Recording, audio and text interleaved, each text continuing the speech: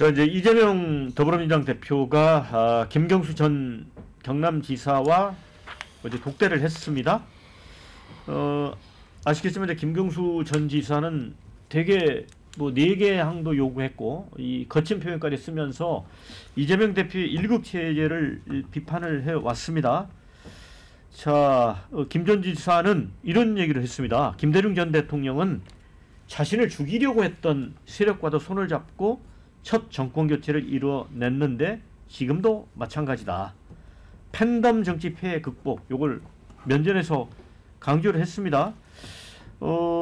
이제 김 전 지사가 그 개헌과 관련해서 국가원수 조항이나 비상계엄 조항 등을 바꾸는 2단계 원포인트 개헌, 이걸 지속해서 언급을 했는데 이 대표는 지금은 내란 극복에 집중할 때다. 그래서 약간 좀 그 부분에서 좀 분위기가 싸늘해진 것 같습니다. 하기 대변인.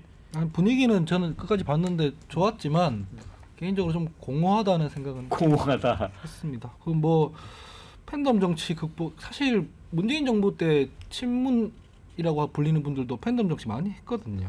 그게 뭐 어떤 식으로 극복되는지 모르겠고, 뭐 더 큰 민주당을 만드는데 포용을 해야 된다라고 하면 구체적으로 어떤 사람들을 어떻게 포용해야 된다는 건지도 잘 모르겠고, 이재명 대표 입장에서는 그냥 듣고 뭐 언론적으로 좋은 얘기네요 하면 되는 그런 만남이었지 않습니까? 그래서 좀 공허했다는 생각이 들고, 지금 민주당에 문제가 없냐 하면 문제 있거든요. 문제 있고, 민주당이 만약에 다음에 집권을 하게 된다고 했을 때 뭐 눈앞에 놓인 과제가 팬덤 정치 청산 이런 게 아니라 문재인 정부가 남긴 부채들이라든가 뭐 윤석열 정부가 지금 망가뜨려 놓은 문제라든가 여기에 대해서 뭔가 뭐 다양한 의견이 표출되고 논의하고 그 다양한 의견끼리 총합이 모아지고 이렇게 해야 이게 뭐 통합이 되고 화합이 되고 하는 거 아닌가라는 생각을 했어요. 강자가 그냥 단순히 뭐 누구 포용하겠다 해서 되는 게 아니라, 그래서 내용 자체는 좀 공허하다는 생각을 했는데 뭐 첫술에 배부를 수는 없는 거니까 앞으로 뭐 탄핵이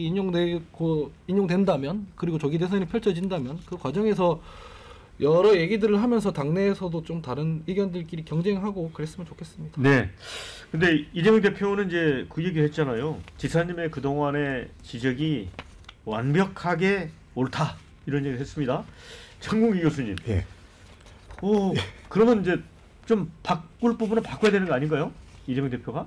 완벽하게 그렇죠. 옳다라고 네. 말만 던지면 안 되잖아요. 예, 저도 앵커님이 그 표현하신 그 문장 그 부분에서 굉장히 재밌네 그랬는데, 100% 옳다라는 말을 할 거였으면 그동안에는 왜 그러면 그 비명계에서 하는 얘기를 안 듣고 예. 마이웨이 하다가 갑자기 지지율이 떨어지니까 예. 그 김경수를 불러서 100% 옳다 그랬는데, 이게 이재명의 한계예요. 제가 그 평론을 하면 저는 상당히 균형 감각으로 좀 멋진 평론을 했다 그러면은 그 쇼츠 같은데 조회수가 안 나오는데, 이재명 대표에 대한 그 어떤 지적을 하면은 그 굉장히 조회수가 많아요. 이건 뭐냐면은 그만큼 우리나라 국민들 중에 반 이재명 세력들이 많다는 겁니다. 중도층도 있고. 네. 그걸 우리 이재명 대표는 알아야 됩니다. 알아서 이걸 극복을 해야 되는데, 어제 표현도 100% 옳다라는 표현이 정말 이재명의 한계를 보여주는 이런 모습이었고요. 그 다음에 김경수 전 지사를 어제 불러서 한 게 얼마나 효과가 있을까? 그 항상 바른 말을 싸가지 없이 한다는 그 유시민 그 전 장관이 뭐라고 그랬냐면, 김경수는 지도자급이 아니다. 지도자 행세하지 마라, 이런 얘기를 했는데, 사실 그 말도 맞는 말이죠. 뭐 특별히 나온 얘기도 없고 어제. 그 다음에 김경수 전 지사는 아직도 국민들한테 부정적인 평가를 많이 받는 사람입니다. 잘 아다시피 지금 부정선거가 온 나라의 그 키 이슈인데, 부정선거의 원조 이 행동 그 실천 정신이 김경수 전 지사입니다. 음모론의 원조는 김어준이고, 그 다음에 부정선거의 실천 정치인이 이 김경수인데, 요 반성 없이 나와가지고 어제 또 무슨 비명계를 대표해서 말을 한 것처럼 되어 있는데, 우리 국민들이 뭐 다 잊어버린 것 같아도 다 지켜보고 있단 말이죠. 그러니까 이재명 대표도 이런 거를 좀 더 합리적으로 판단해서 누구를 만나야 될 것인가도 좀 정확히, 어떤 말을 해야 될 것인가도 좀 정확히 해야 될 것 같아요. 근데 부정선거 관련 부분은 황기 부대변인이 좀 진짜 짧게 음모론의 원조가 김어준이다라는 얘기는 제가 반론 안 하겠습니다. 그렇게 생각하는 사람 많고 일정 부분 사실인 부분도 있다고 생각할 타당한 근거가 있으니까. 근데 선거 부정선거 관련해서는 김경수 지사 선거법 위반 부분 다 무죄 났어요. 이 부분만 그냥 팩트만 확인해드리고 그 영업방해 부분으로 이제 그 좀 과하게 징역을 살았다고. 그게 그거죠. 자, 그래서 그 부분은 말씀드립니다. 자, 이종훈 평론가님께는 정치 평론가 입장에서 이제 김경수, 이재명 이렇게 이재명, 김경수 만났습니다. 어제 만남에서 누가 더 득점을 한 겁니까? 그래도 김경수가 득점을 더 했죠. 그래요? 왜요? 그러니까 지금 그 이재명 대표가 굉장히 압도적으로 앞서가는 아니, 상황이잖아요. 끌어안는 모습을 이재명 대표가 연출을 했잖아요. 아, 그렇죠. 그렇긴 하지만 김경수 전 지사 입장에서는 지금 조금이라도 자기 존재감을 좀 높여야 되는 상황이고 비명계 지금 대선 주자들의 그 유일한 지금 현재 지금 가장 당면한 목표는 뭐냐? 이재명과 쌍벽을 이루는 양강구도로 올라서는 게 목표란 말이에요. 그러면 이재명 대표가 만나지 말았어야 되나요? 그러니까 이재명 대표가 김경수 전 지사를 만나줌으로 해서 오히려 김경수 전 지사를 약간 좀 띄워준 그런 결과적으로는 그런 그 효과가 있다. 그렇게 좀 생각을 하고요. 아마 김동연 지사가 굉장히 아쉬워했을 겁니다. 차라리 날 불러주지. 아마 그러지 않았을까 싶고. 그 순서도 좀 신경을 쓰겠죠. 그렇죠. 당연히 그렇습니다. 그래서 사실은 순서대로 이제 받는 거죠. 근데 어찌 됐건. 근데 핵심은 진정성이다. 저는 그렇게 생각해요. 최근에 이제 뭐 이재명 대표가 친기업 또 친미 이런 거 굉장히 강조하고 있지만 지금 다들 반신반의하잖아요. 이분이 이게 진심이야?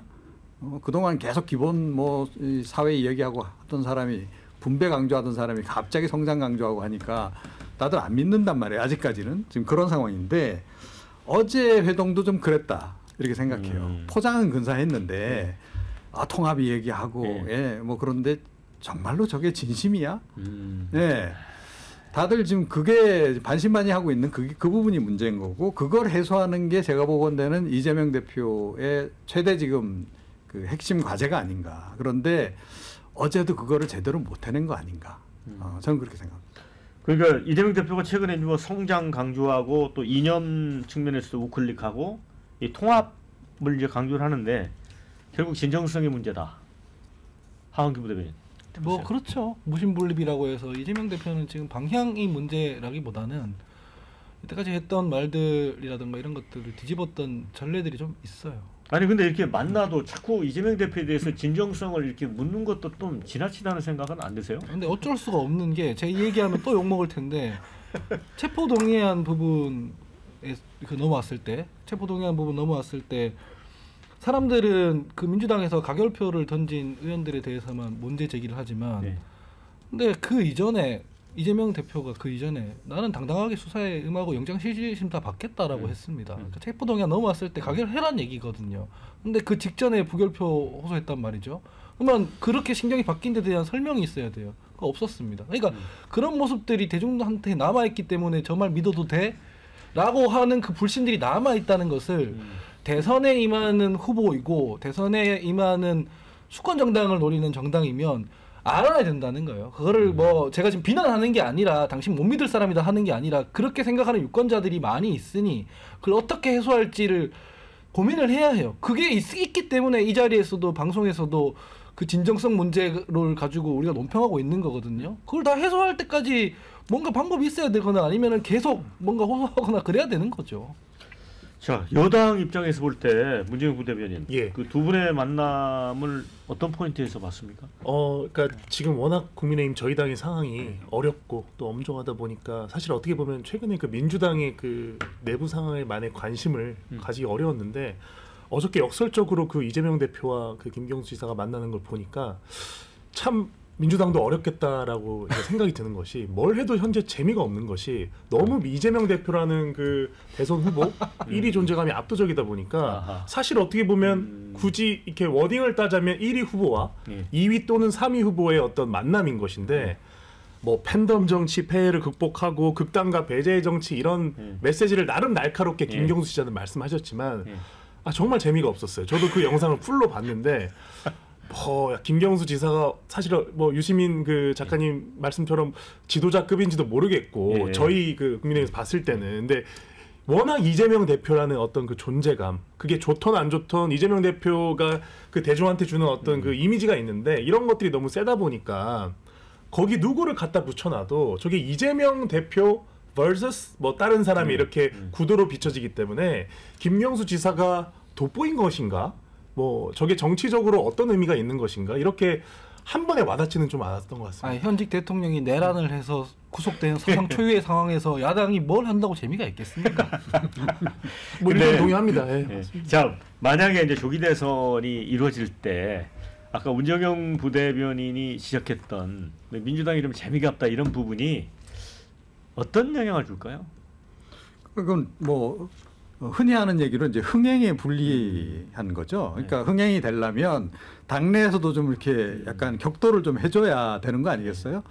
제가 만약에 김경수 전 지사의 참모였으면 네. 어제 회동에서 첫 화두로 이걸 던지라 그랬을 것 같아요. 기본사회 안 쓰시면 제가 써도 되겠습니까? 아하. 예. 그러니까 그런 게 이제 정치적인 화두를 잡아가는 거고 맞네요. 이제 판을 이제 흔드는 거고 이제 상대 후보를 흔드는 거고 그런 건데 그런 쪽이 굉장히 취약한 것 같아요. 그게 이제 개인기로 되는 사람들이 있잖아요. 정치인들 중에 보면 뭐 과거 이제 전직 대통령들 중에 뭐 DJ라든가 YS라든가 뭐 노무현 전 대통령 같은 경우에는 화두를 자기가 던지고 자기가 이끌어가는 그런 이제 있단 말이에요. 참모진들이 안 해줘도. 근데 김경수 전 지사는 보니까 개인적으로 그런 거를 돌파구를 찾아나가는 역량도 좀 부족한 것 같고 죄송하지만 참모진들도 아직까지는 그 부분에 좀 이제 미흡한 게 아닌가 그런 생각을 좀 네, 했습니다. 김동연 이제 경기지사도 이제 어제 광주를 찾았고 아마 주말에 계속 있을 모양입니다. 근데 이 5.18 매역 참배전 방명록에 이기는 민주당으로 실공하고 열어갈 수 있도록 힘을 달라 이렇게 얘기를 했습니다, 교수님. 근데 이런 화두를 던지는 게 뒤따라가는 사람에서 맞나요? 뭐 상당히 그 개헌 관련해 가지고도 네. 던진 메시지 같은데 뭐 가장 강력한 이재명의 그 경쟁 상대를 볼 수가 있는데 근데 김동연 지사는 그 동안에 너무 그 아주 약삭빠르게 정치를 한 게 있어요. 경기도지사하면서 경기 북도로 내세워 가지고 경기도 주민들한테 상처를 주고 그것 입 싹 닫고 있습니다 지금. 예. 그리고 또 지금 오늘 강주를 가가지고 그 뭐 특집 방송도 한다고 하는데 조금 더 진정성, 저는 이재명의 진정성뿐만 아니고 김동연 지사의 진정성도 정말 저는 의구심을 갖고 있는데 예, 이거 봐야 될 것 같아요. 네.